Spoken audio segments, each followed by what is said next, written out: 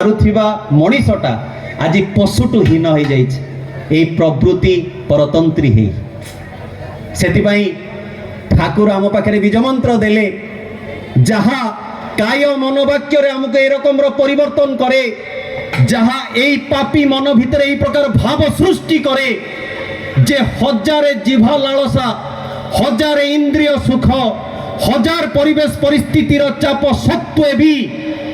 मनीष आज तार ठाकुर नियम को मानि चले। आज जो गुरु भाई बिना प्याज रसुण पाखे मदर अभाव नहीं। आज जो माटा तार चरित्रटा को ठीक रखी पाखे बेबिचारिणीत्वर अभाव नहीं किंतु से सब किसी जिनस को अतिक्रम कर केवल ये ठाकुर बीज मंत्र मध्यम तेणु समय संक्षिप्तता भितर आउ तो मु अज्ञानी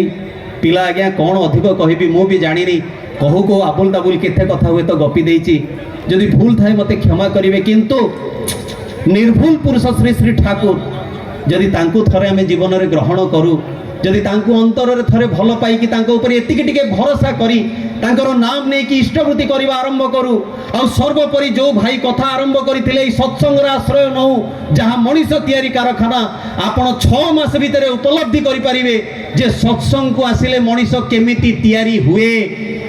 जीवन अनुभूति टू बड़ जीवन रे किछि नुहे ये अनुभूति प्राप्त करने को हेले किंतु तांकर शरणापन्न है तांकर प्रदर्शित पथरे चलने को हुए। तेणु आज सर्वपरिशेष ये समस्त आर्त तापित मन को यही परम पितांकर अमृतमय बीजमंत्र बारिधि जेमती शांत करू समस्ते तांकु केंद्र करी जेमती मंगलर पथर पथिक हुंतु आम समस्त जीवन में श्री श्री ठाकुर जमती केन्द्र हो उठती ताहाई मोर एकांत प्रार्थना एवं सर्वपरिशेष यही उत्सव को आयोजन करिथिबा से अतंद्र प्रहरी गुरु भाई गुरुमा मानक पाखे मु कृतज्ञ